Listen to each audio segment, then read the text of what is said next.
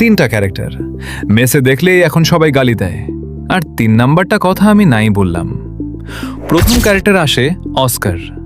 এখন প্লেয়াররা Oscar use এমনভাবে শিখে গেছে, গেমের প্রায় 50% প্লেয়ার অস্কার ইউজ করে।